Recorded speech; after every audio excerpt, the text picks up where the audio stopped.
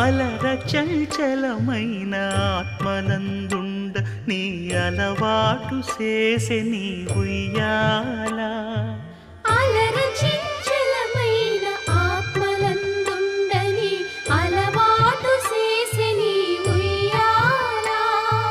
పలుమారు ఉచ్ఛ్వాస పవనమందుండ నీ భావంబు తెలిపే నీ ఉయ్యాల.